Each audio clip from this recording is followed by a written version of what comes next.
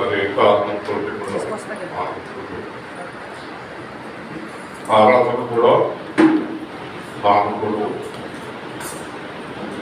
ఎందుకు మానకూడదంటే యేసు ప్రభు మాట చెప్పారు, నేను మీతో కలిసి ఒక కూర్చుని తిరగనివ్వకండి, లోపలరా పెద్ద బయట పో, పిల్లలు తిరగనివ్వండి ఇటు.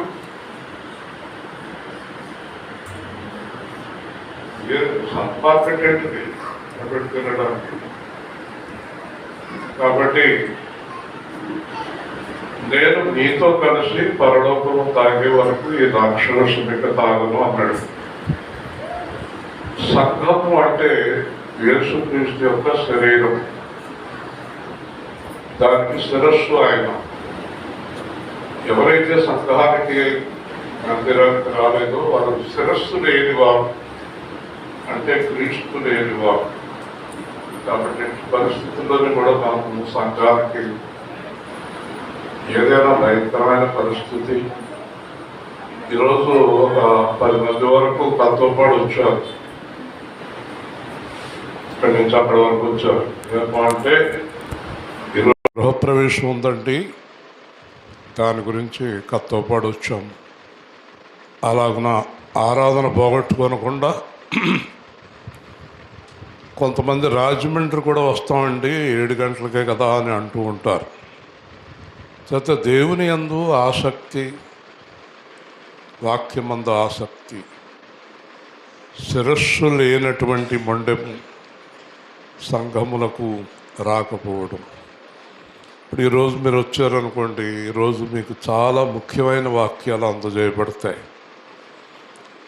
మరి కొంతమంది వాట్సాప్లో వింటున్నారు.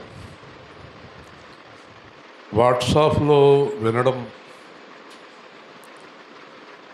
దేవుని చిత్తము కాదండి.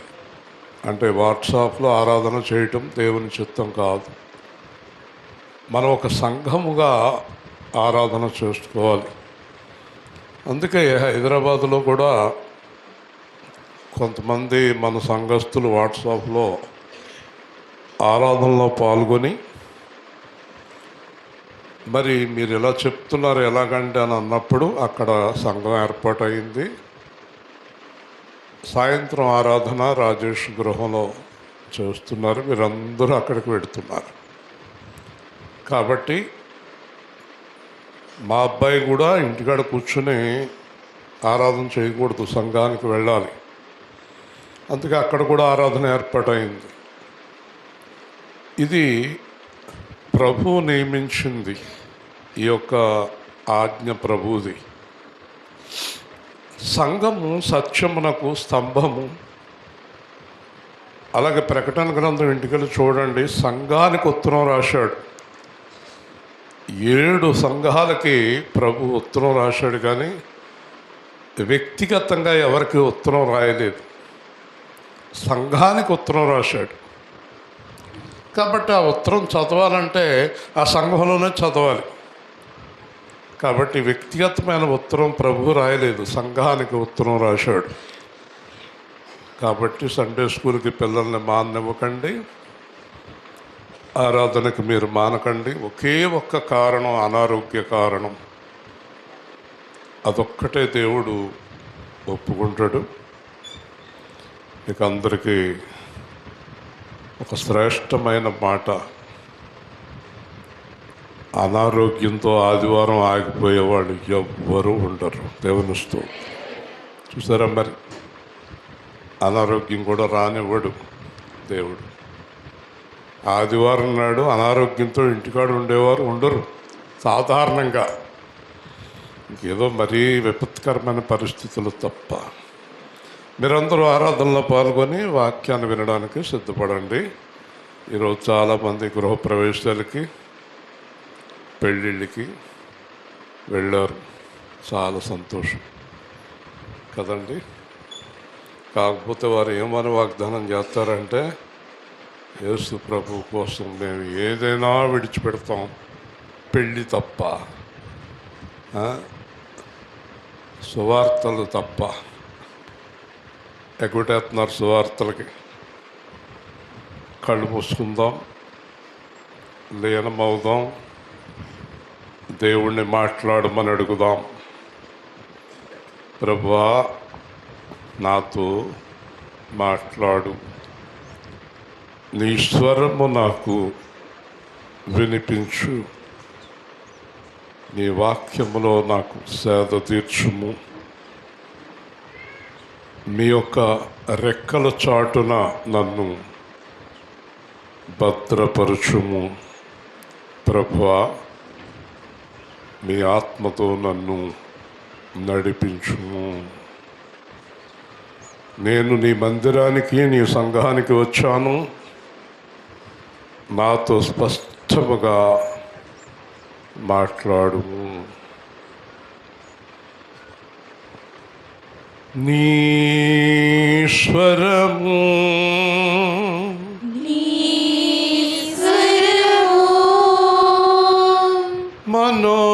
మనోహరము,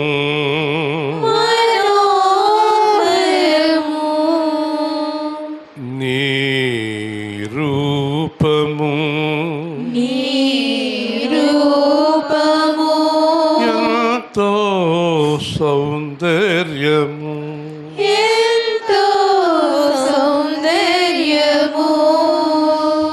నీ వాక్యము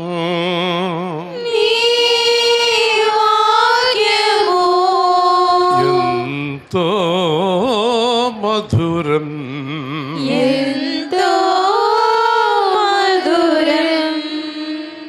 నీ స్వరము మనోహరము, నీ స్వరము మనోహరము, నీ రూపము సౌందర్యము, నీ రూపము తేజము, నీ వాక్యము మధురము, నీ వాక్యము మధురము. ఆరాధింతును ఆత్మతో సత్యముతో, ఆరాధింతును ఆత్మతో సత్యముతో, ఆరాధింతును ఆత్మతో సత్యముతో, ఆరాధింతును ఆత్మతో సత్యముతో. ఆరాధనకు అర్హుడు నీవని, ఆరాధనకు అర్హుడనీవని, ఆరాధనకు పాత్రుడు నీవని, ఆరాధనకు పాత్రుడనీవని. స్వరము మాధుర్యము, నీ స్వరము మాధుర్యము, ఆరాధన ఆరాధన, ఆరాధన ఆరాధన. ఆత్మతో సత్యముతో, ఆత్మతో సత్యముతో, ఆరాధన ఆరాధన, ఆరాధన ఆరాధన. ఈ దీనుని కరుణించుము, ఈ దీనుని కరుణించుము, ప్రార్థన ఆలకించుము, ప్రార్థన ఆదరించుము, స్వస్థపరచుము, లేవనెత్తుము, స్వస్థపరచుము, లేవనెత్తుము, నీ సన్నిధిలో స్థిరపరచుము, నీ సన్నిధిలో స్థిరపరచుచు, ఆరాధన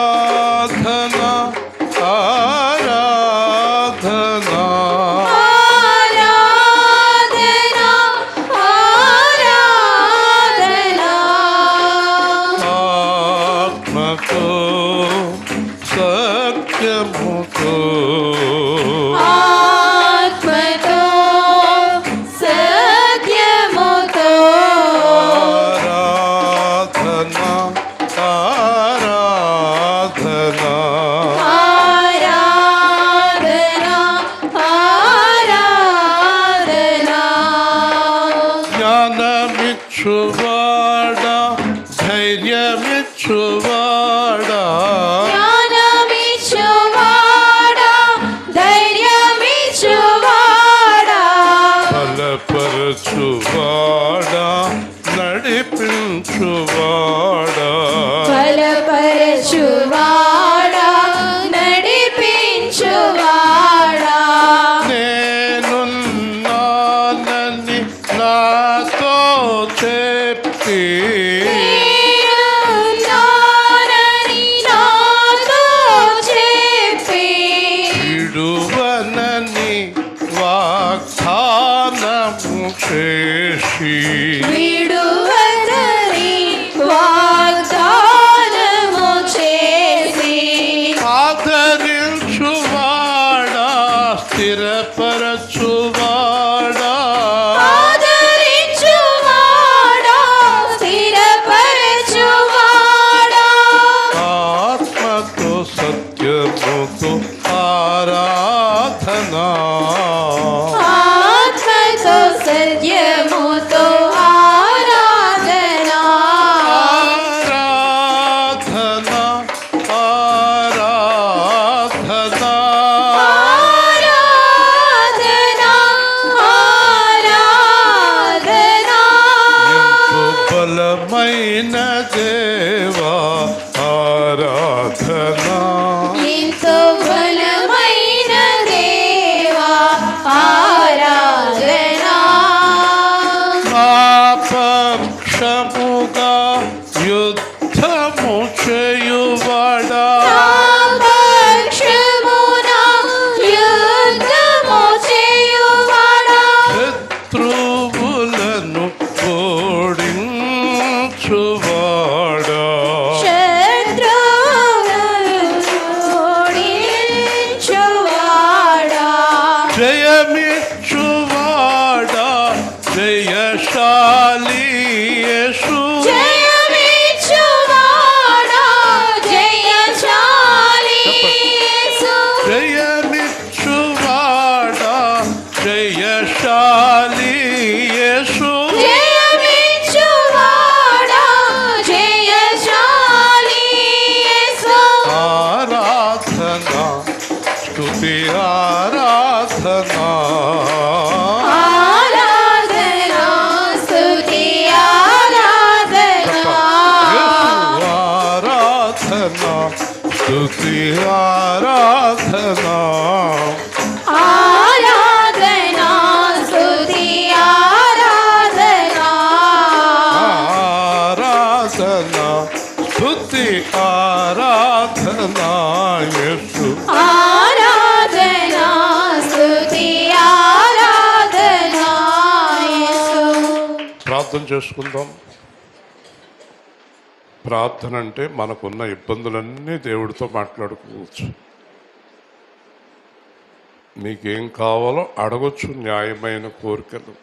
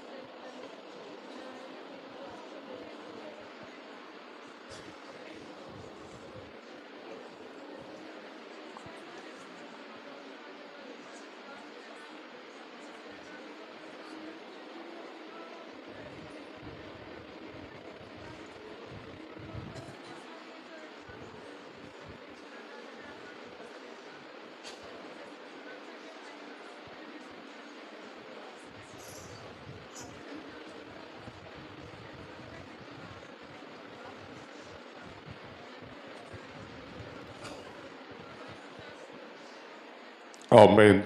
కూర్చుందాం నెమ్మదిగా, ప్రశాంతముగా. దేవుడు ఒక చోట బైబిల్ గ్రంథంలో, నేడు మీరు నా మాట వినిన ఎడల ఎంత మేలు, దేవుడు అన్నాడు, నేడు మీరు నా మాట వినిన ఎడల ఎంత మేలు. ఈరోజు అంట దేవుడి మాట మీరు వింటే మీకు మేలు కలుగుతుందట. దేవుడు నా మాట వినేవారికి మేలు చేస్తాను అన్నాడు. మరి దేవుడి మాటలు విని దాని ప్రకారం జీవించేవారికి ఎంత మేలు. ఇంకో చోట అంటాడు, నువ్వు దాచి ఉంచిన మేలు ఎంతో గొప్పది. దాచి ఉంచడట. ఒకసారి మా అబ్బాయి ఆగస్టు 10వ తారీఖున బెంగళూరు వెళ్ళాను. 14వ తారీఖు దాకా బెంగళూరులో ఉన్నాను. 10, 11, 12 సాయంత్రం వరకు ఇద్దరం కలిసి తిరుగుతూనే ఉన్నాం. 12 రాత్రి భోజనం చేసాం. కరెక్ట్గా 11:30 వరకు మాట్లాడుకున్నాక నాన్నగారు అని ఒక ఖరీదైన సెల్ ఫోన్ చేతిలో పెట్టాడు. ఏంట్రా ఇదంటే, మీ పుట్టినరోజు కోసం దాచి ఉంచాను అన్నాడు. దేవుడు ఎంత గొప్పోడంటే మన కోసం చాలా మేలులు దాచి ఉంచాడు. కానీ అవి పొందుకునే అర్హత ఎవరికి ఉందంటే ఆయన మాట వినేవారికి మాత్రమే. హల్లెలూయా.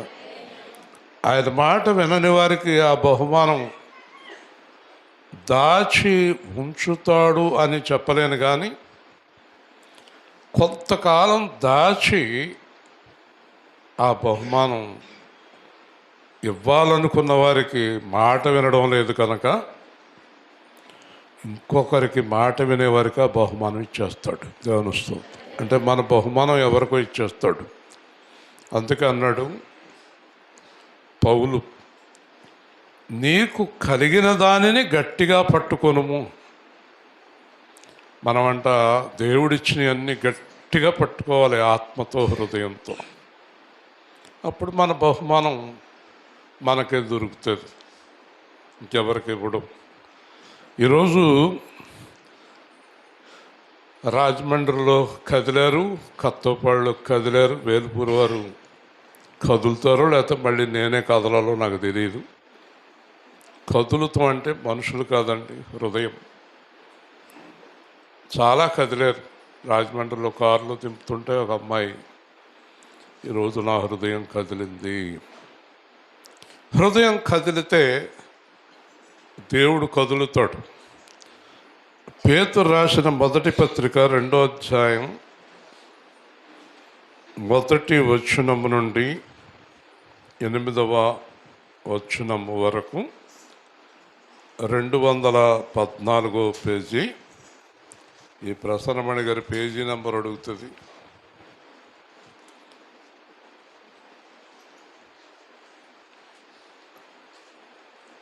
పేజీ నెంబర్ అడిగితే పర్లేదు, లాకర్ నెంబర్ అడగకపోతే పర్లేదు. పేతురు రాసిన మొదటి పత్రిక 2వ అధ్యాయం 1వ వచనం నుంచి, ప్రభువు దయాళుడని మీరు రుచి చూచి ఉన్న ఎడల సమస్తమైన దుష్టత్వమును, సమస్తమైన కపటమును, వేషధారణను, అసూయను, సమస్త దూషణ మాటలను మాని క్రొత్తగా జన్మించిన శిశువును పోలిన వారే నిర్మలమైన వాక్యమును పాలన వలన రక్షణ విషయంలో ఎదుగు నిమిత్తము ఆ పాలన అపేక్షించుడి. మనుషుల చేత విసర్జించబడినను దేవుని దృష్టికి ఏర్పరచబడినదియు అమూల్యమును సజీవమునైన రాయియగు ప్రభువునొద్దకు వచ్చిన వారే యేసుక్రీస్తు ద్వారా దేవునికి అనుకూలములగు ఆత్మ సంబంధమైన బలులు అర్పించుటకు పరిశుద్ధ యాజకులుగా ఉండునట్లు మీరును సజీవమైన రాళ్ల వలె నుండి ఆత్మ సంబంధమైన మందిరముగా కట్టబడుచున్నారు. ఏలైనగా ఇదిగో నేను ముఖ్యమును ఏర్పరచబడినదియు అమూల్యమునగు మూలరాతిని సియోనులో స్థాపించుచున్నాను. ఆయన యందు విశ్వాసం ఉంచేవాడు ఏమాత్రమును సిగ్గుపడడు. అను మాట లేఖనమందు వ్రాయబడి ఉన్నది. విశ్వసించుచున్న మీకు ఆయన అమూల్యమైన వాడు. విశ్వసింపని వారికైతే ఇల్లు కట్టువారు ఏ రాతి నిషేధించుదరో అదే మూలరాయికు తలరాయి ఆయను, మరియు అది అడ్డురాయియు అడ్డుబండయు ఆయను. కట్టువారు వాక్యమునకు అవిధేయులే త్రొట్టిల్లుచున్నారు, దానికే వారు నియమింపబడి. చాలండి. దేవుని వాక్యం విషయంలో మనకి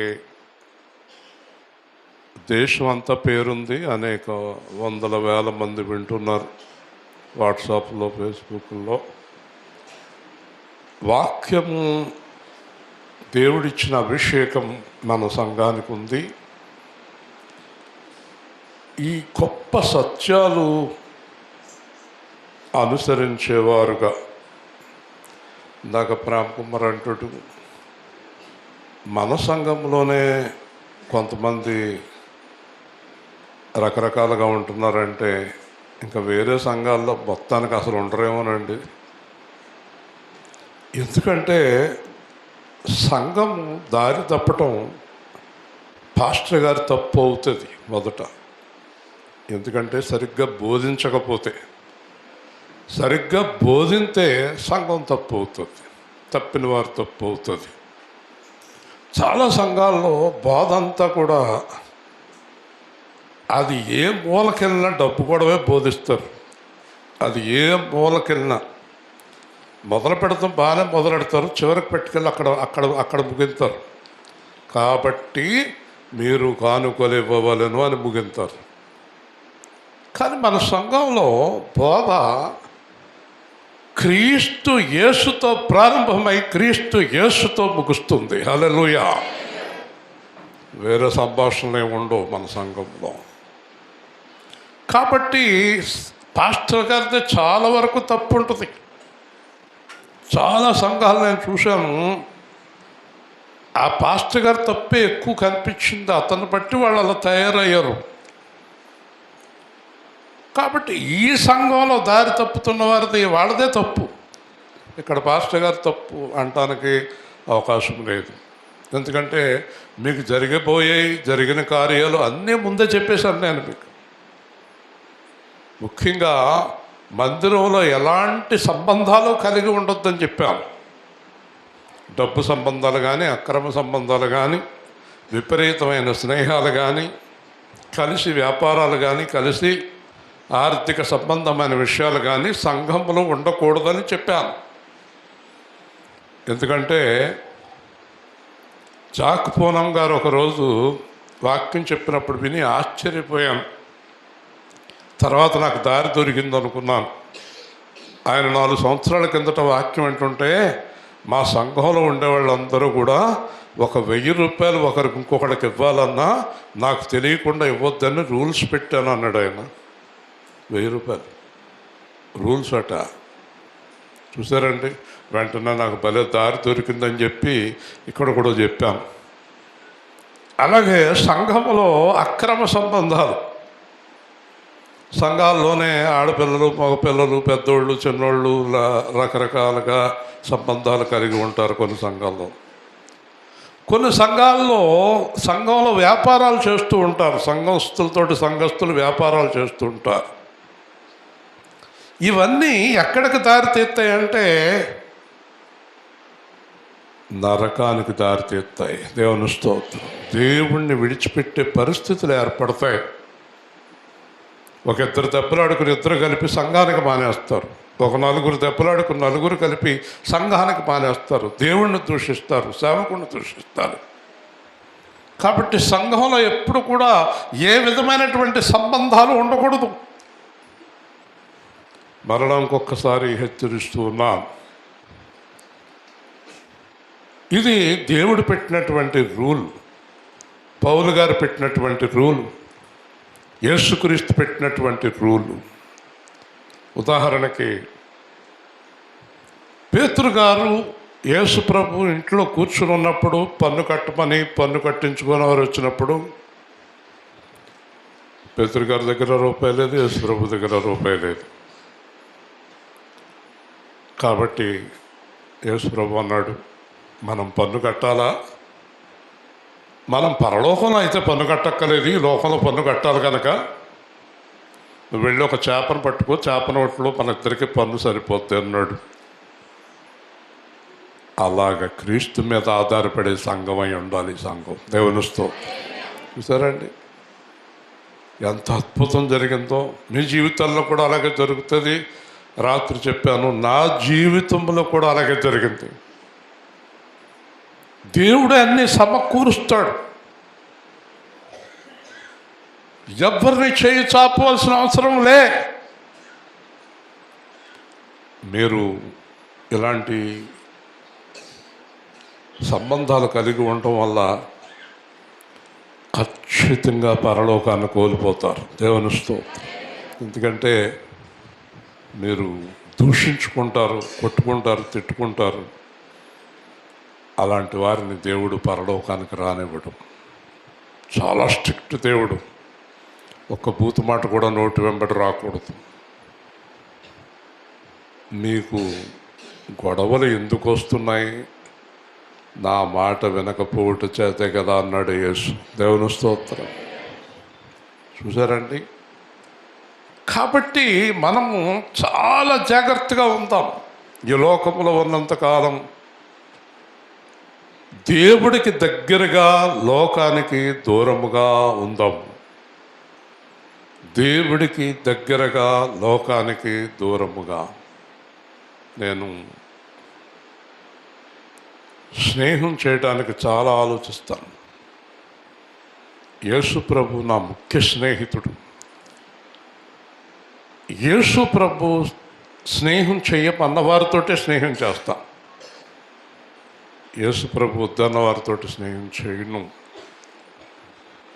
యేసు ప్రభు చేయొద్దన్న పని చెయ్యను. నేను కాదు, మీరు కూడా అలాగే ఉండాలి. మీరు యేసు ప్రభు మాట వింటే ఎంత ఆనందము. ప్రభువు దయాళుడు, మీరు రుచి చూడండి. ప్రభువునంట అనుభవించండి. మీ ఎదురుగుండా ఒక స్వీట్ ఉంది, చాలా బాగుంటుంది అంటున్నాడు ఇచ్చినవాడు. చుట్టూ ఉన్నవారు కూడా స్వీట్ చాలా బాగుంటుంది అంటున్నారు. కానీ ఎలా తెలుస్తుంది? తింటేనే కదా. తిన్న తర్వాత అవును చాలా బాగుంది. అలాగే యేసు ప్రభువునంట మనం లోపలికి తీసుకోవాలి, అప్పుడు చాలా బాగుంటుంది. యేసు ప్రభువులో చాలా సంతోషం కలుగుతుంది. కాబట్టి ఆయన్ని రుచి చూసిన వారట ఏమి విడిచిపెట్టాలి? గుర్తుపెట్టుకోండి, దుష్టత్వము. చెప్పండి, దుష్టత్వాన్ని విడవాలి. 2, కపటము. చెప్పాలి. కపటం అంటే మీకు అందరికీ తెలుసు కదా, లోపల ఒకటి బయటకు ఒకటి. 3, వేషధారణ. భక్తుల వలె నటించే భక్తి.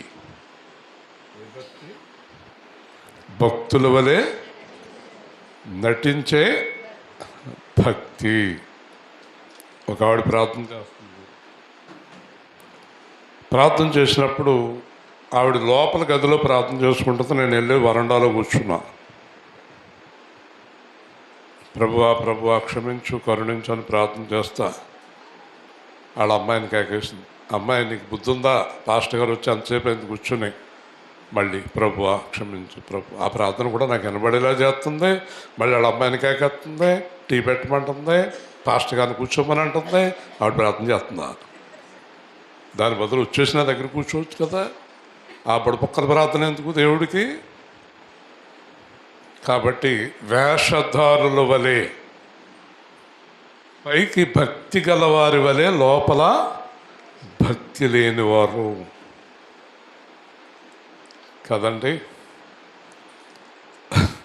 ఒక అమ్మాయిని చూసి ఆ గొప్ప ప్రార్థనా పరులు అనుకుని వాళ్ళ అబ్బాయికి పెళ్లి చేసుకున్నారంట. పెళ్ళైన మనాడి నుంచి ఆ అమ్మాయి అసలు ప్రార్థన చేస్తలేదంట. ఓ రోజున కోపం వచ్చేసి వాళ్ళ అత్తగారికి. వాళ్ళ ఆయన బయటికి వెళ్ళాక, ఇదేంటమ్మా అలాంటి పాస్టర్ గారి దగ్గర పెరిగావు,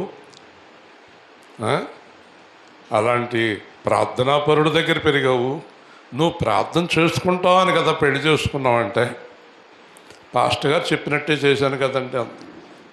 అదేంటి పాస్టర్ గారు ఏం చెప్పారు అన్నట్టు. అమ్మ పెళ్ళి అయ్యేదాకా బాగా ప్రార్థన చేయి అన్నారండి, పెళ్ళి అయ్యే కొద్ది అన్నారండి అన్న. నేను పెళ్ళి అయ్యే కొద్ది అని చెప్పినా, పెళ్ళి గురించి ప్రార్థన చేసుకో అన్నాను. పెళ్ళి అయిపోయింది, ఇంక ప్రార్థన అవసరం లేదు కదండి. వీళ్ళందరూ ఏరమ్మా, మిస్టర్ రాణి గారు అందరూ ఏడబోయారు? ఫంక్షన్లు ఉన్నాయా? ఏంటో నువ్వు చెప్పింది సరే, మంచిదండి. దూషణ మాటలు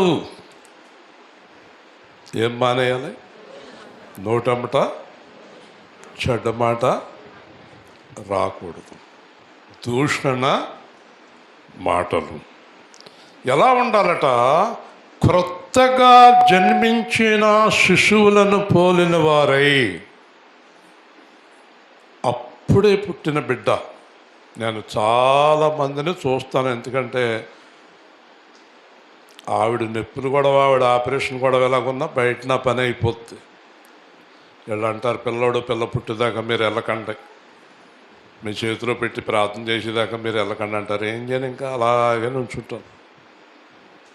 కూర్చోటి పర్లేదంటారు, ఎందుకులైనా అలాగే నుంచుంటాను. గంటకో 2 గంటలకో పట్టుకొచ్చి నా చేతిలో పెడతారు. మొట్టమొదట నర్సట్టుకు వచ్చి నా చేతిలో పెడుతుంది ఆడబిడ్డ మగబిడ్డ. ఆ శిశువుని ప్రార్థన చేసిన తర్వాత అక్కడ ఒక 20 మంది ఉంటారు. లైన్ ఎట్టి లాగేస్తారు పిల్లన్న పిల్లను, అందరూ ఎత్తేసుకుంటారు. ఏదమ్మా ఏది ఏది ఏది ఏది అంటారు కదా. ఎంత సంతోషమో. తర్వాత వాళ్ళ అత్తగారు వాళ్ళ అమ్మ అంటారు, మేము 1 గంట 2 గంటలేనండి, ఇంకా మమ్మల్ని ఎత్తుకొని ఇవ్వదండి. ఎవరో వాళ్ళ అమ్మ. ఎలా తెరుస్తుంది? ఏడి అంటది. అది కళ్ళు తెరిసాక ఇంకా ఆ పిల్లవాడు పక్కన ఉండవలసిందే. ఈ పిల్లవాడన్నా ఈ పిల్లన్న అందరికీ ఎందుకు ప్రేమ తెలుసా?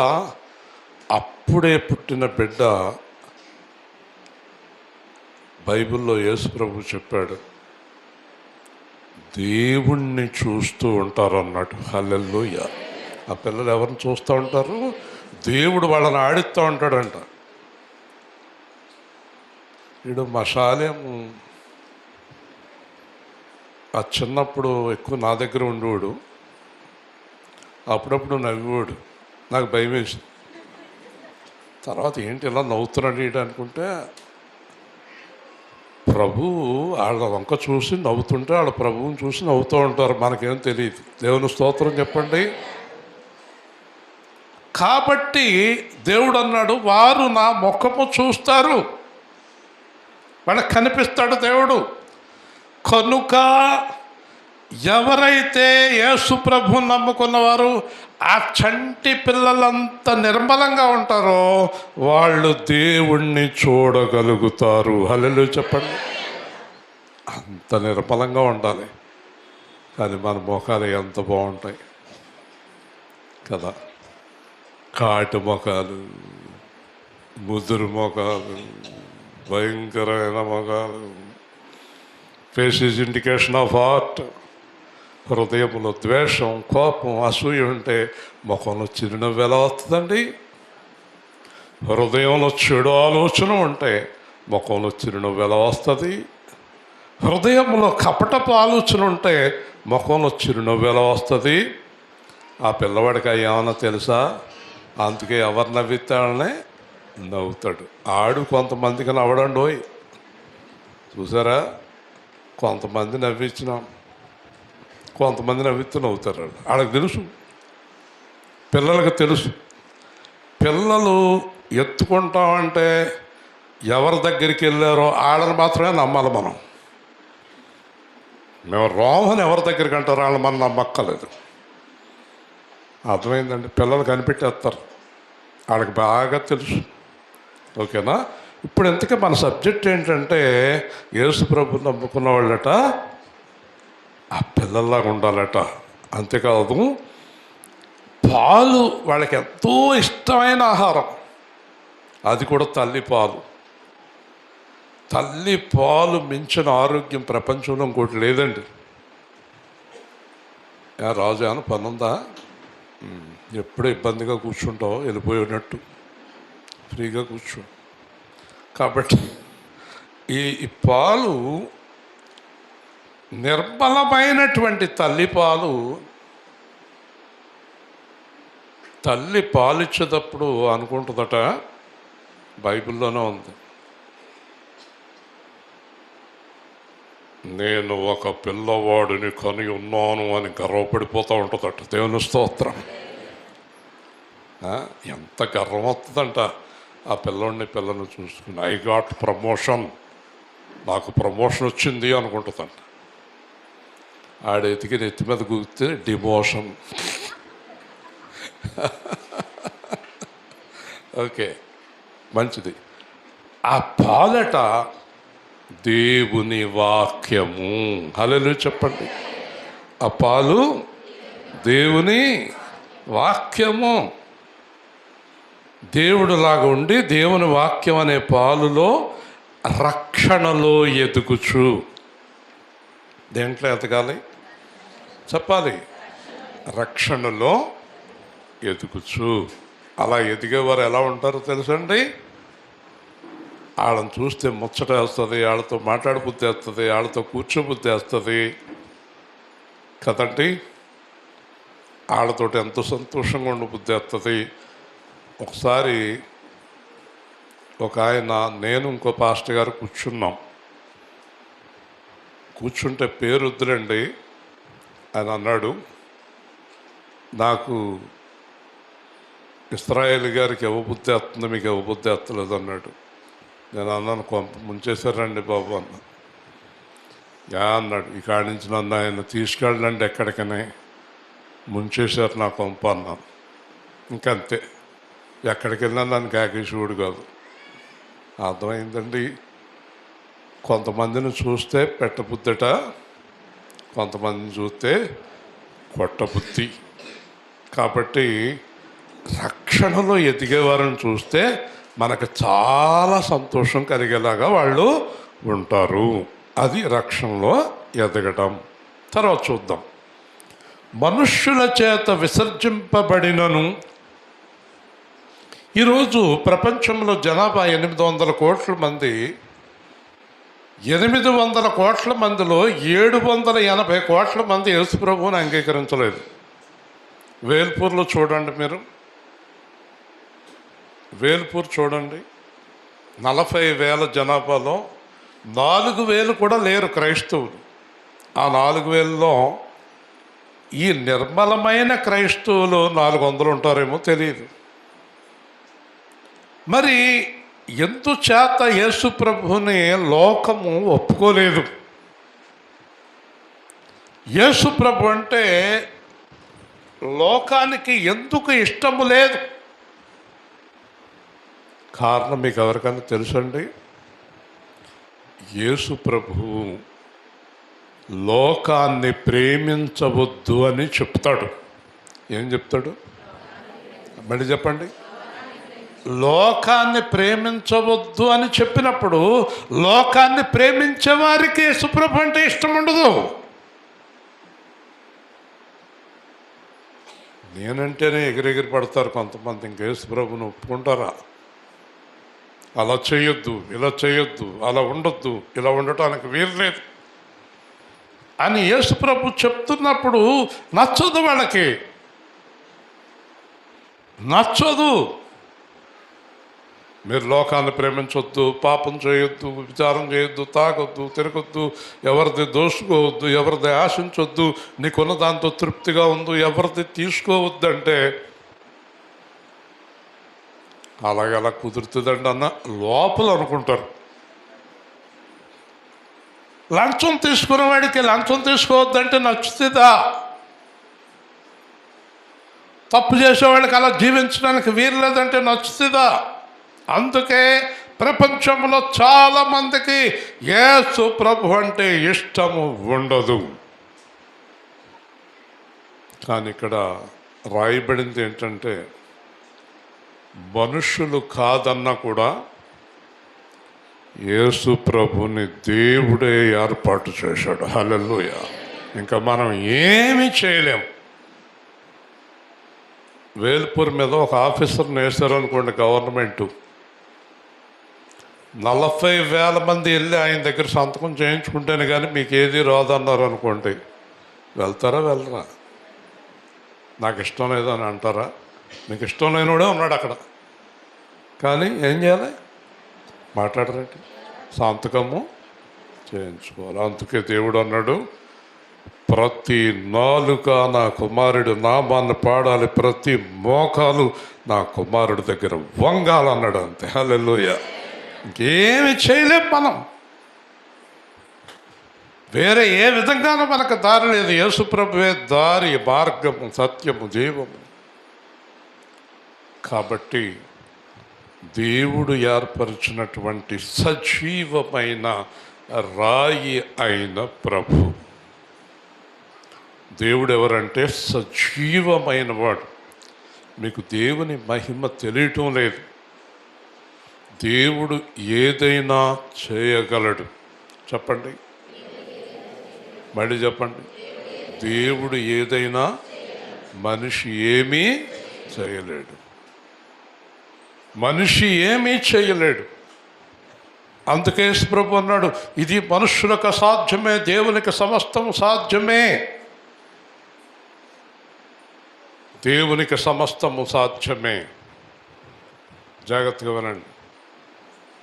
సజీవమైన రాయి యేసుక్రీస్తు ద్వారా దేవునికి అనుకూలములకు ఆత్మ సంబంధమైన బలులు. చెప్పండి, ఆత్మ సంబంధమైన బలులు దేవుడికి ఇష్టము. చెప్పాలి, అందరూ చెప్పాలి. ఏంటి ఆత్మ సంబంధమైన బలులు? శరీర సంబంధమైన బలులు ఏంటి? గొర్రెలు, దూడలు, మేకలు, రకరకాల అర్పణలు శరీర సంబంధమైన బలులు. ఆత్మ సంబంధమైన బలులు ప్రేమ, సంతోషము, శాంతము, దయాళత్వము, ఆశా నిగ్రహము, మంచితనము. ఇలా ఉన్నవారు దేవుడికి ఇష్టలు. హల్లెలూయా. యేసుప్రభు ఒక మాట చెప్పాడు, చూడండి. యెషయా గ్రంథం 66వ అధ్యాయం. యెషయా గ్రంథం. దేవుడికి ఎవరిష్టం అంట? యెషయా గ్రంథం 66వ అధ్యాయం.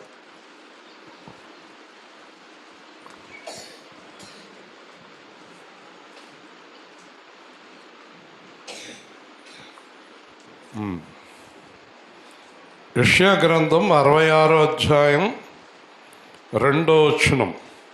అవన్నీ నా హస్తకృత్యములు, అవి నా వలన కలిగినవని యెహోవా సెలవిచ్చుచున్నాడు. ఎవడు దీనుడై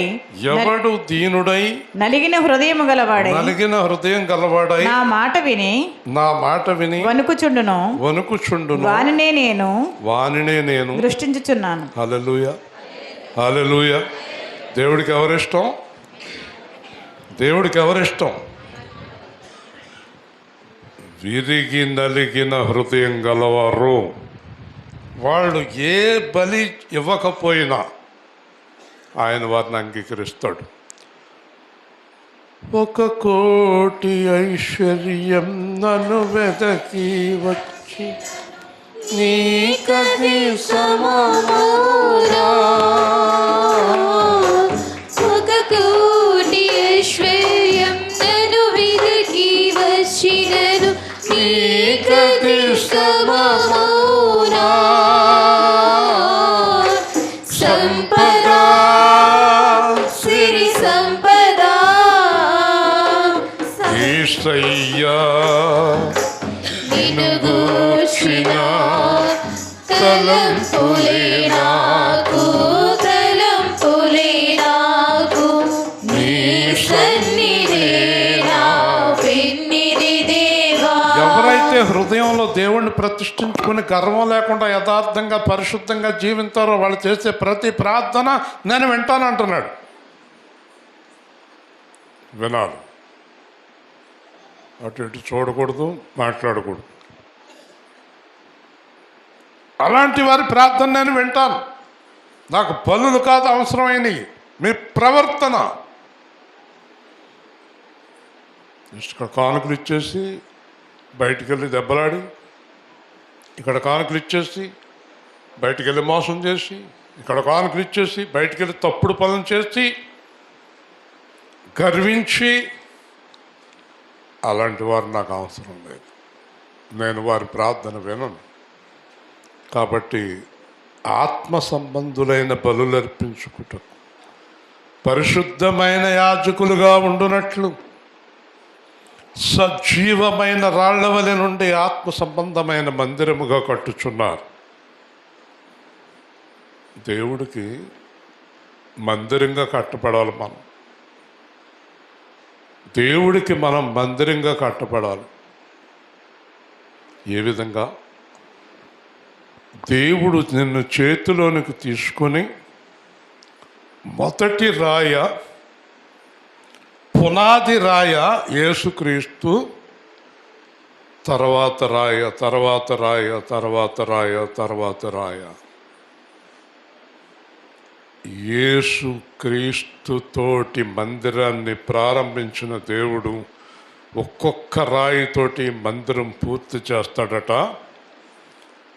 యేసుక్రీస్తు పునాది రాయి, మిగిలిన రాళ్ళు ఆయనకిష్టమైన పిల్లలు. దేవుని స్తోత్రం. మనల్ని చేతిలోకి తీసుకుంటాడు. ఒకసారి మీరు చూడండి, పనిచేసేవాళ్ళు వీళ్ళు అందిస్తూ ఉంటారు, ఇటుకలు అది ఇది అందిస్తే ఒక ఇటుక తీసుకుని పెడతాడు, ఒకటికి తీసుకుని అలాగే ఇసిరేస్తాడు, ఒకటికి తీసి పెడతాడు, ఒకటి అలాగే ఇసిరేస్తాడు. ఇదేంటి ఇసిరేస్తున్నాం అంటే, అవన్నీ ముక్కలు పనిచేయవు, ముక్కలు అవసరం అయినప్పుడు చూద్దాం, అది ఏదైనా ఫ్లోరింగ్లో ఉన్నప్పుడు దింశ కొట్టేద్దాం, తుక్కు కింద కొట్టేద్దాం దాన్ని అంటాడు. కానీ దీంట్లో పెట్టడు, మందిరానికి ఉపయోగించడు. అలాగే యేసుప్రభు క్రైస్తవులు అరే ఎందుకు తిరుగుతారా సమయాలు అటు ఇటు నువ్వు? కాబట్టి జాగ్రత్తగా వినాలి. నిర్లక్ష్యం ప్రమాదకరం. ఈ రాయిని అంటే నేను ఒక రాయి, నన్ను ఇలా తీసుకుంటాడు, చూస్తాడు, ఈడు సజీవుడా మృతుడా? చెప్పండి, మళ్ళీ చెప్పండి. సజీవులు ఎవరు, మృతులు ఎవరు? సజీవులు ఎవరు, మృతులు ఎవరు? లోకాన్ని ప్రేమించేవారి పేరేంటి? మృతులు. లోకములో ఉన్న వాటిని ప్రేమించేవారు ఎవరు? మృతులు. ఈ రాయిలు విసిరేస్తాడు. అంట. మరి ఈ చేతిలో ఒక రాయి తీసుకుంటాడు, చూస్తాడు, సజీవుడు అంటే లోకాన్ని ప్రేమించలేదు, పరలోకాన్ని ప్రేమిస్తున్నాడు. డబ్బుని, మనుషుల్ని, స్థలాల్ని, పొలాల్ని, ఏటిని ప్రేమించలేదు అతను. ఆమె దేవుణ్ణే ప్రేమించింది. దేవుడి మీద పూర్ణమైన ప్రేమ ఉంది. అది సజీవమైన రాయి. ఈరోజు కార్యక్రమాలకు వెళ్ళిపోయిన వాళ్ళందరూ మృతులే కదా, ఆరాధన మానేసి. దేవుడి వాక్యంతో వాళ్ళకి పని లేదు, దేవుడి కార్యంతో వాళ్ళకి పని లేదు. వాళ్ళు ఏదన్నా అనుకుంటారు, కార్యక్రమానికి కేకేసిన వాళ్ళు ఏమన్నా అనుకుంటారు. వాళ్ళు రేపు పొద్దున మళ్ళీ మన కార్యక్రమానికి రారు. ఈరోజు మనం వెళ్ళకపోతే వాళ్ళు మన కార్యక్రమానికి రారు. దానికి చాలా ప్రాధాన్యత ఇచ్చినవారు మృతులే కదా. లోకాన్ని ప్రేమించేవారు ఎవరు? చెప్పారు గట్టిగా. లోకాన్ని ప్రేమించేవారు ఎవరు? మృతులు. పరలోకాన్ని ప్రేమించేవారు ఎవరు? సజీవులు. వింటున్నారా? ఏ రాళ్లతోటి దేవుని మందిరం నిర్మించబడుతుంది? సజీవమైన రాళ్లతోట, చచ్చిన రాళ్లతోట? సజీవమైన రాయితోటి. అంటే యేసు ప్రభు అనే రాయి పక్కనే ఇంకో రాయి, అలాంటి రాయి అయి ఉండాలి. సజీవమైన రాయి. పౌలు అన్నాడు, ఈ లోకమునకు నేను, నాకు ఈ లోకము సిలువ వేయబడింది. జాగ్రత్తగా వినాలి. నీకు నచ్చినా నచ్చకపోయినా వచ్చారు కనుక, అంతే కదా, వచ్చాం కనుక తప్పదు. ఇక్కడ ఉన్నాయని ఏం చెప్పినా వెనక తప్పదు. కానీ చెప్పి తలకాయ ఊపేసి వెళ్ళిపోతే గొడవ ఉండదు. చేసేది చేయింది అనేది తర్వాత విషయం. ఇక్కడికి వచ్చి కానీ చెప్పి తలకాయ ఊపేశారు అనుకోండి, మీకు అర్థమైందా? మీ తలకాయ ఊపేసిన వాళ్ళందరూ నేను బాగా వింటున్నారు అనుకున్నాను అనుకోండి, ప్రయోజనం ఏమీ లేదు. తలకాయ ఊపేవాళ్ళు వింటున్నారో లేదో ఆ యేసు ప్రభుకే తెలుసు. దేవుని స్తోత్రం. చూసేది ఎవరో? దేవుడే కదా, దేవుడే కదా చూసేది. అయితే తలకాయ ఎక్కువ ఊపిన నమ్మకూడదు. వాళ్ళు ఏమి వింటలేదని అర్థం. ఎందుకో చెప్పనా? తలకాయ ఎక్కువగా ఊపేస్తే తలలోకి ఏమి వెళ్తా కదా, ఎలా వెళ్తుంది కదండి? తలకాయ ఊపుతున్న ఇంకో అర్థం కూడా ఉందట. ఎవరో పాస్టర్ గారు చెప్పారు. నేను తలకాయ ఇలా ఊపుతున్న ఇంకో అర్థం ఏంటి అంటే, మీరు చెప్పింది నాకు ఏం అర్థం అవుతులేదని అంట. అది కూడా ఉందంట అర్థం. మీరు ఏ విధంగా ఊపేవాళ్ళు నాకు తెలియదు కానీ. ఓకే, కాబట్టి సజీవమైన రాయి చెప్పండి. మీకు అర్థమైందా? సమస్తమును విడిచి యేసును వెంబడించేవారు సజీవమైన రాళ్ళు. సియోనులోన పునాది రాయి, సియోనులోన పునాది రాయి స్థాపించినాడు యెహోవా దేవుడు, స్థాపించినాడు యెహోవా దేవుడు. విశ్వసించువారు కలవరపడరు, విశ్వసించువారు కలవరపడరు. నిషేధించిన రాయి ఇది మూలకు తలరాయి, నిషేధించిన రాయి 20 లక్షల ఇశ్రాయేలుకు, 20 లక్షల ఇశ్రాయేలుకు దాహము తీర్చిన రాయి. ఇది దాహము తీర్చిన రాయి. ఈ రాయి ఎవని మీద పడునో, ఈ రాయి మీద పడును వారు నలిగా అయ్యెదరు, వారు నలిగా అయ్యెదరు. ఈ రాయి మీద ఎవరు పడుదురు, ఈ రాయి మీద ఎవరు పడుదురు, తునకలుగా అయ్యెదరు, తునకలుగా అయ్యెదరు. కాబట్టి నాణ్యమైన రాళ్లతో కట్టబడే మందిరము దేవుని మందిరం. కట్టేవాడెవరు? దేవుడు. చేతిలోకి తీసుకుని నాణ్యాన్ని పరీక్షిస్తాడు, నిన్ను పరీక్షిస్తాడు దేవుడు. తర్వాత యేసు పక్కన పెడతాడు. అలా పౌలుని పెట్టాడు, పేతుని పెట్టాడు, దానియేలుని పెట్టాడు, దావీదుని పెట్టాడు, అందరినీ పెట్టుకుంటూ వెళ్ళాడు. మందిరం ఎప్పుడు పూర్తవుతుందో తెలుసా? మనందరం మధ్యాకాశానికి వెళ్ళిన తర్వాత. హల్లెలూయా, దేవుని స్తోత్రం చెప్పండి. మనందరం వెళ్ళకుండా మందిరం పూర్తవుదండి. ఒకవేళ దేవుని మందిరంలో నేను వాడబడాలని నువ్వు అనుకుంటే కనుక మనకు ఆదర్శం యేసు, పౌలు, పేతురు. అంతేగాని బుడబొక్కలోళ్ళ ఆదర్శం కాదు, దొంగల ఆదర్శం కాదు, దోచుకునేవారి ఆదర్శం కాదు. యథార్థమైన వారే మనకు ఆదర్శంగా ఉండాలి. కాబట్టి ముఖ్యమును ఏర్పరచబడిన అమూల్య రాయిని సియోనులో స్థాపించుచున్నా. నాతో కలిసి చెప్పండి. ఆయన యందు విశ్వాసముంచువారు ఏమాత్రము సిగ్గుపడడు. 3 సార్లు చెప్పండి.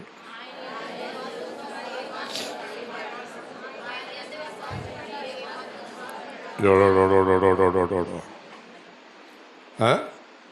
నిజంగా చెప్పారా? లోపల నుంచి చెప్పారా? వెనకాల కూర్చున్న వాళ్ళు చెప్తారా? అసలు అర్థం అవ్వలేదా? స్పష్టంగా చెప్పండి. ఆయన యందు విశ్వాసం ఉంచువారు ఏమాత్రం సిగ్గు పడరు. మేము సిగ్గుపడుతున్నాం అన్నవాళ్ళు చేతులెత్తు. మీరు ఎత్తరు, కానీ మీరు సిగ్గుపడే వాళ్ళు చాలామంది ఉన్నారు. ఏ విషయంలో సిగ్గుపడతాం? ఏదో ఒక విషయంలో ఫెయిల్ అయిపోయారు మీరు. అవమానం కలిగింది, సిగ్గు కలిగింది, నింద కలిగింది, తలదించుకునే పరిస్థితి ఏర్పడింది. రకరకాల గొడవల్లో పడ్డాం. కొడుకు గురించి నిందలు, కూతురు గురించి నిందలు, అమ్మ గురించి నిందలు, నాన్న గురించి నిందలు, కోడల గురించి నిందలు, మనం చేసిన పనుల్లో నిందలు, సిగ్గుపడే పనులు, వ్యభిచారాలు, తాగుడు, జూదాలు, రకరకాల పనులు, వీధులు పడిపోయి, రోడ్డు మీద పడిపోయి, రకరకాల నిందలు, రకరకాల అవమానాలు, ఉద్యోగంలో అవమానం, వ్యాపారంలో అవమానం, కుటుంబంలో అవమానం, బయట అవమానం, ఎక్కడ చూసినా అవమానం. యేసు ప్రభువు నామానికి అవమానం తీసుకొచ్చేటటువంటి జీవితాలు, సిగ్గుపడే జీవితాలు. 22 సంవత్సరాల తర్వాత నేను సాక్ష్యం చెప్పాను. 40 సంవత్సరాలు సిగ్గుపడే జీవితంలో ఉన్నాను. 22 సంవత్సరాల జీవితంలో తల దించుకునే రోజు కానీ గడియ కానీ నా జీవితంలో మళ్ళీ రాలేదు. దేవుని స్తోత్రం. సిగ్గుపడరు అన్నాడు యేసు ప్రభు. ఎవరు సిగ్గుపడరు? దేవుని మాట వినేవారు సిగ్గుపడరట. దేవుని హృదయంలో ప్రతిష్ఠించుకున్న వారు సిగ్గుపడరట. వీళ్ళు ఏం చేస్తున్నారంటే వస్తున్నారు, వింటున్నారు, వెళ్ళిపోతున్నారు, వాళ్ళ ఇష్టానికి జీవిస్తూ ఉన్నారు, అందుకే సిగ్గుపడుతున్నారు. దేవుడి మాట వినేవారు సిగ్గుపడతాం అసాధ్యం. ఈ మాట చెప్పింది దేవుడే. నా యందు విశ్వాసముంచువారు సిగ్గుపడరు. హల్లెలూయా. గుర్తుపెట్టుకోండి, ఎప్పుడైతే లోకాన్ని ప్రేమించావో, శరీరాన్ని ప్రేమించావో సిగ్గుపడతావు. సిగ్గుపడతావు.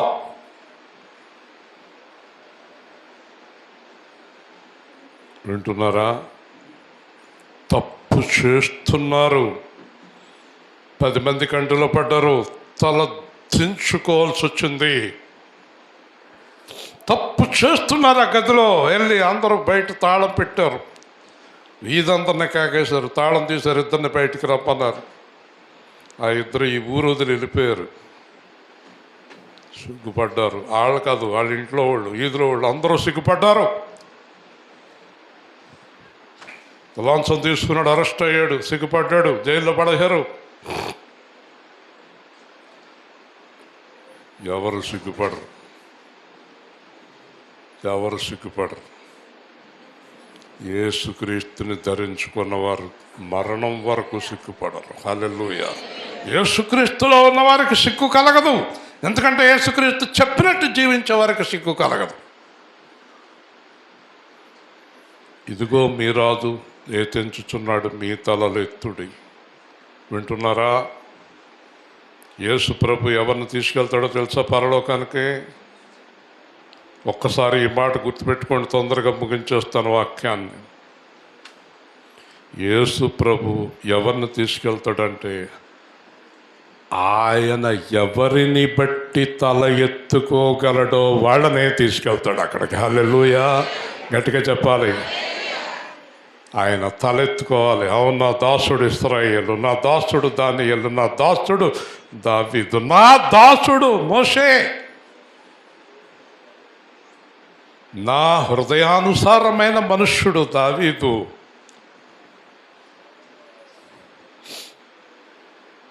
అదోనా? ఎవరు సిగ్గుపడరు?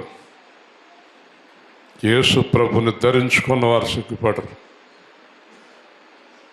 అమ్మ గురించి యేసు ప్రభుని వదిలేసేవాడు కొందరు, నాన్న గురించి యేసు ప్రభుని వదిలేసేవాడు కొందరు, పిల్లల గురించి, డబ్బు గురించి యేసు ప్రభుని వదిలేసేవారు, ఉద్యోగం గురించి వదిలేసేవారు. నీ కొడుకు కావాలా, యేసు ప్రభు కావాలా? కొడుకే కావాలి. నీకు యేసు ప్రభు కావాలా, కూతురు కావాలా? కూతురే కావాలి. మరి నీ కూతురు తప్పుడు పని చేస్తుంది, అయినా కూతురే కావాలి. నీ కొడుకు తప్పుడు పని చేస్తున్నాడు, అయినా కొడుకే కావాలి. ఎవరొద్దు? యేసు ప్రభు. నూజివీడులో జరిగిన సంఘటన, ఒక పాస్టర్ గారు చాలా స్ట్రిక్ట్. ఆయన ఏంటా పిల్ల గొడవ ఏంటి?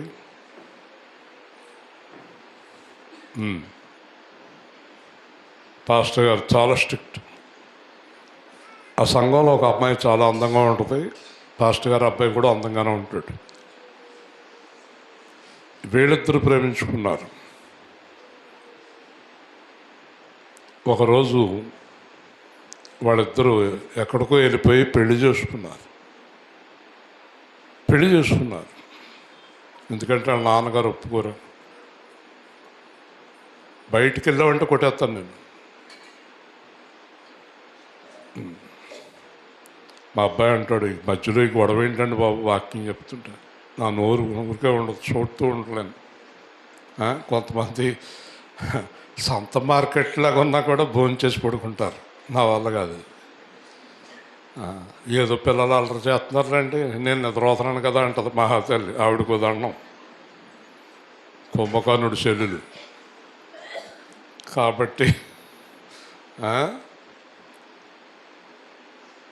సంఘం అంతా సపోర్ట్ చేశారు వాళ్ళిద్దరికి, ఆ పిల్లలిద్దరికి. తప్పేం చేశాడు? పెళ్లి చేసుకున్నాడు కదా, తప్పు కాదు కదా అని సంఘం అంతా ఆ పిల్లలిద్దరితోటి మాట్లాడి, ఆదివారం పొద్దున్న వచ్చేయండి మీరు, నాన్నగారు ఆరాధనలో ఉంటారు, లోపలికి వచ్చేసి ఆరాధనలో పాల్గొనండి, తర్వాత మేము సర్ది చెప్పేస్తాం, ఇంక అక్కడి నుంచి ఇంట్లోకి వెళ్ళిపోదురు కానీ అని పరిశుద్ధ బాబు లాంటి సలహా ఇచ్చారు. మళ్ళీ నా మీదకి వచ్చిందేంటో అనుకుంటాడు ఇది పరిశుద్ధ బాబు. వాళ్ళు కనబడతలేదేంటి అలా? లేడా? మీ ఆయన లేడు? అయ్యో ఏమైపోయాడమ్మా?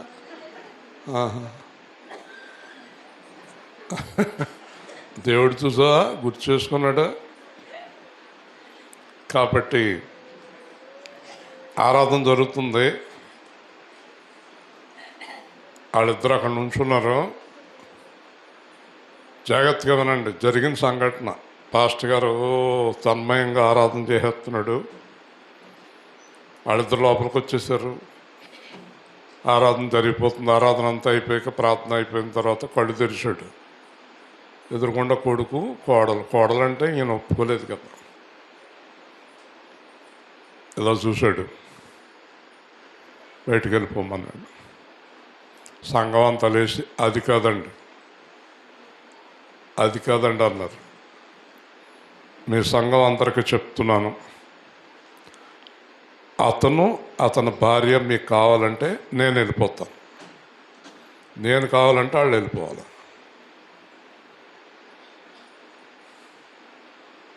ఏమవుతుంది? ఈయన పంపించేస్తారు సంఘం. అది కాదు, ఇంకేమీ లేదు. యేసు ప్రభు చెప్పినట్టు అవును కాదు, వాళ్ళిద్దరూ వెళ్ళిపోవాలి, లేదా నేను వెళ్ళిపోతాను. అప్పుడు వెళ్ళి మీ ఇద్దరు వెళ్ళిపోండి అన్నారు సంఘస్థులు. మీ ఇద్దరు వెళ్ళిపోండి. ఈరోజు వరకు మళ్ళీ కొడుకుని అమ్మాయిని చేర్చుకోలేదా? నువ్వు అక్కడ చేస్తే సంఘం అంతా అయ్యే పనులు చేస్తారు. అందుకే అతడే సజీవమైన రాయి పక్కన ఉండటానికి అర్హుడు. దేవుని స్తోత్రం. ఈ పొడబొక్కలలో అర్హులు కాదు. తప్పుడు పనులు చేసిన వాళ్ళని తాతున్నారే, తప్పుడు పనులు చేసిన వాళ్ళు సమర్థిస్తున్నారే, వీళ్ళు అర్హులు కాదు దేవుడి మందిరానికి. వీళ్ళు అర్హులు అనుకుంటున్నారా మీరు? నా ప్రభువు తన స్వభావానికి విరుద్ధంగా ఏమీ చేయడు. ప్రభువు వంకర టెంకర పనులు ఒప్పుకోడు. ప్రభువు దెయ్యాల పనులు ఒప్పుకోడు. ప్రభువు నీకు కావాలంటే ప్రభు చెప్పినట్టు జీవించడమే. ఈరోజు మరలా చెప్తున్నాను, యేసు ప్రభు రాజ్యానికి ఎవరు వెళ్ళాలనుకుంటున్నారో వాళ్ళందరూ పరిశుద్ధులుగా, యథార్థంగా, ఖచ్చితంగా జీవించవలసిందే. స్ట్రిక్ట్గా చెప్తున్నాను మీకు. మందిరంలో 100 మంది ఉన్నా పర్లేదు, 50 మంది ఉన్నా పర్లేదు, 20 మంది ఉన్నా పర్లేదు, ఎవరు లేకపోయినా పర్వాలేదు, కానీ వాక్యానుసారంగా జీవించవలసిందే. వాక్యానుసారంగా జీవించవలసిందే. గుర్తుపెట్టుకోండి. ఎందుకంటే ఆయన అమూల్యమైన వాడు. దేవుని స్తోత్రం. ఆయన నామానికి అవమానము కలగకూడదు మన ద్వారా. విశ్వసించని వారికి, నిషేధించిన వారికి అడ్డురాయి, అడ్డుబండ, వాక్యమునకు విధేయులై తొట్టిల్లుచున్నారు, దానికి నియమించబడి. ఇద్దరు ముగించేస్తున్నాను. ఇద్దరు దేవుడు చెప్పినట్టు జీవిస్తూ, దేవుడు వాక్యానుసారంగా జీవిస్తూ, ఖచ్చితమైన జీవితం, పరిశుద్ధమైన జీవితం కలిగి ఉన్నవారికి పునాది. ఆ పునాది మీద నువ్వు ఎన్ని అంతస్తులైనా కట్టుకోవచ్చు. అవసరమైతే యేసు ప్రభు పునాది మీద 70 అంతస్తులు కట్టుకున్నా కూడా ఏమీ కదలదు అది. కానీ గుర్తుపెట్టుకో, విశ్వసింపక, విధేయత లేక, వాక్యానుసారంగా జీవించని వారికి తల పగలగొట్టే రాయి, హల్లెలూయా, అదే రాయి పునాది, అదే రాయి కూల్చేస్తుంది. ఒకే రాయి 2 రకాలుగా పనిచేస్తుంది. మీకు తెలుసు కదా, ఒక కత్తితోటి కొబ్బరికాయ చక్కగా చెక్కుతుంది అమ్మాయి. తణుకులో ఒకడు కొబ్బరికాయలు చెక్కే కత్తితోటి మనిషిని చెక్కేశాడు. కొబ్బరికాయలు అమ్మేవాడే ఒక 10 సంవత్సరాలు 12 ఏళ్ళు అవుద్ది, వేసాడు కత్తితోటి అంతే. అదే కొబ్బరికాయ చెక్కుతుంది, అదే తలకాయ తీసేస్తుంది. యేసు ప్రభు కూడా అంతే. 2 అంచుల ఖడ్గం. ఈ 2 అంచుల ఖడ్గం నీలో ఉన్న పాపాన్ని బయటికి లాగి నిన్ను పరిశుద్ధుడిగా నియమిస్తుంది. నువ్వు పాపంలోనే ఉంటే నిన్నే చీల్చేసేటటువంటి ఖడ్గం. దేవుని స్తోత్రం. యేసు ప్రభుతో ఆటలు ఆడొద్దు. ఇంకా మీకు చాలామందికి యేసు ప్రభు గురించి పూర్తిగా తెలియదు. ఎంత గొప్పవాడో అంత ప్రమాదకరమైన వాడు. ఆయనతో ఆటలాడద్దు, ఆయనతోటి ఏళాకోళం చేయొద్దు, ఆయనతోటి హేళనపరమైన పనులు చేయొద్దు. ఇక్కడికి వచ్చి హల్లెలూయా అని బయటికి వెళ్ళి తప్పుడు పనులు చేయొద్దు, మోసం చేయొద్దు, ఎవరితో దోసుకోవద్దు. దేవుడు కష్టార్జితాన్ని ఆశీర్వదిస్తాడు. హల్లెలూయా. కష్టపడి బ్రతకండి, లంచాలు తీసుకోకండి, లంచాలు ఇవ్వకండి, తప్పుడు పనులు చేయకండి, మోసం చేయకండి, ఎవరిది ఆశించకండి. నీకున్న దానితో తృప్తిగా జీవించడం నేర్చుకో. అర్థమైందా? బైబిల్లో ఒక మాట ఉంది తెలుసా? నీవు ధనవంతుడు అవ్వాలని కోరుకుని ఎడల అట్టి ఆశను విడిచిపెట్టుము. దేవుని స్తోత్రం. చాలామంది ధనవంతులైపోవాలని సర్వము కోల్పోయేవారు అయిపోతారు. ఈ ధనాపేక్ష సమస్తమైన కీడులకు మూలము. ధనాపేక్ష సమస్తమైన కీడులకు మూలము. రాజమండ్రి సెంటర్లో, మోరంపూడి సెంటర్లో అడుక్కునే వాళ్ళు వచ్చారు. ఒక 70 ఏళ్ళు అతను వచ్చాడు, ఒక 30 ఏళ్ళు అతను వచ్చాడు. 30 ఏళ్ళు అతనికి చెయ్యలేదు. 70 ఏళ్ళు అతను బాగానే ఉన్నాడు, ముసలివాడు. ఇద్దరు కారు దగ్గరికి వచ్చారు. వచ్చిన తర్వాత నేను 10 రూపాయల కాగితం తీశాను. ముసలతను అన్నాడు, అది కాదు బాబా, నేను టిఫిన్ చేయాలి, ఒక 50 రూపాయలు ఉంటే ఇవ్వండి అన్నాడు. ఇలాగ అందరి దగ్గరే 50 అడుగుతావా అన్నాను. అది కాదండి అన్నాడు. పక్కకుండా అన్నాను. 30 ఏళ్ళ అబ్బాయి వచ్చాడు, ఒక చేయలేదు. రూపాయలు మిమ్మల్ని దేవుడు దీవించును గాక అని తీసుకున్నాడు 10 రూపాయలు. దేవుని స్తోత్రం. చూసారండి, వాళ్ళలో కూడా దురాశాపరులు అడుక్కునే వాళ్ళు ఎన్ని రకాల మనుషులండి. అర్థమవుతుందండి. 10 రూపాయలతోటి అడుక్కునేవాడికి ఒకడికి తృప్తి లేదు, ఇంకొకడు తృప్తిగా తీసుకున్నాడు. మనుషులు ఎలా ఉన్నారు చూసారండి. వాళ్ళకి కలిగి ఉన్న దానితో తృప్తి లేదు వాళ్ళకి.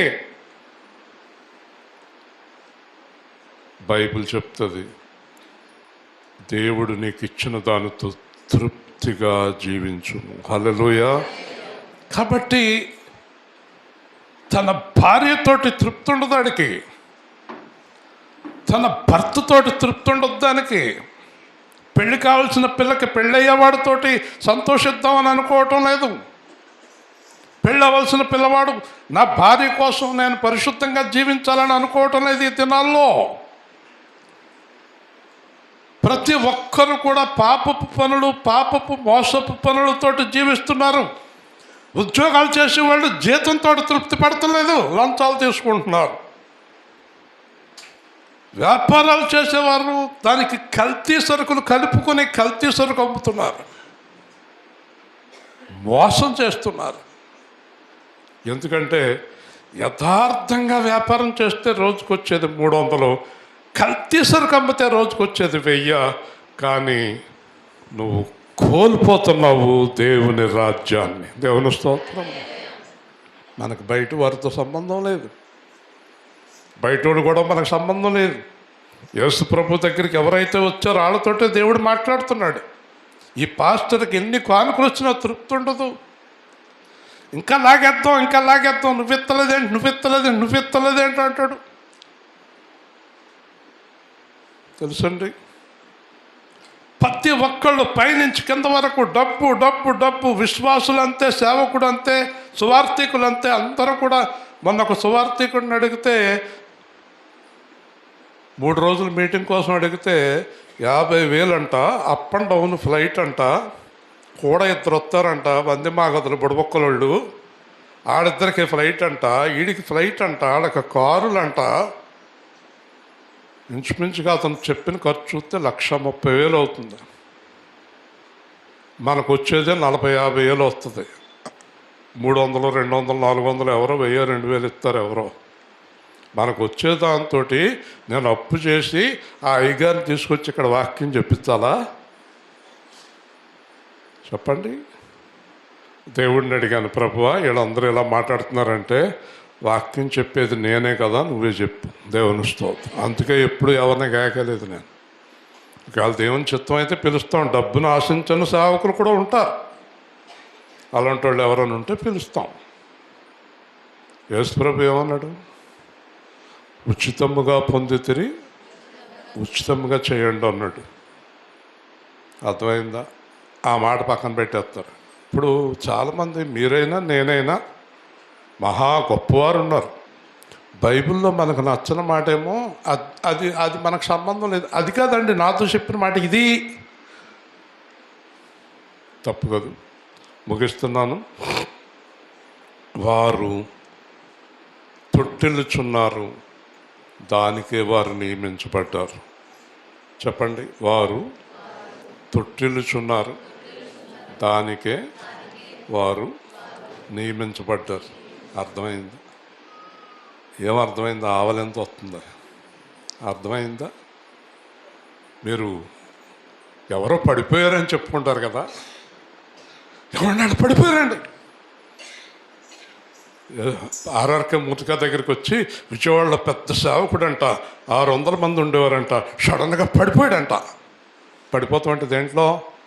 పాపం అని ఈయన దగ్గరికి వచ్చి భీమవరంలో ఆర్ఆర్కే మూతిగారు అంటే పరిగెత్తుకొచ్చి ఒక ఆయన చెప్పాడంట, మూతిగారు ఆయన విజయవాడలో ఆయన పడిపోయాడు. ఈయన మహానుభావుడు కదా, గొప్ప దైవజనుడు కదా, చిరునవ్వు నవ్వి అన్నాడంట. వాక్యం తెలియకుండా వాగుతూ వెళ్ళరా అబ్బాయి, అతడు పడిపోవటానికే నిర్ణయించాడు దేవుడు బైబిల్లో. గట్టిగా దేవుని స్తోత్రం చెప్పండి. ఈ పడిపోయిన వాళ్ళు పడిపోవటానికి నిర్ణయించబడిన వాళ్ళు. నిలబడేవాడు నిలబడటానికి నిర్ణయించబడినవాడు. నిలబడేవాడిని పడిపోయేవాడిని నిర్ణయించేది దేవుడే. పడిపోయినోడి గురించి మీరు బాధపడద్దు, పడటానికే వాళ్ళు నియమించబడ్డారు. అందుకే వాళ్ళు దేవుడు మాట వినరు అంటున్నాడు బైబిల్లో. ఎవరు పడిపోయేవారు, ఎవరు నిలబడేవారు, దేవుని మాట వినని వారు పడిపోయేవారు, దేవుడి మాట వినేవారు నిలబడినవారు. దేవుని స్తోత్రం. హల్లెలూయా. ప్రేమ గల తండ్రి, జీవాధిపతి అయిన ప్రభు అని ఘనమైన నామాన్ని బట్టి స్తోత్రాలు.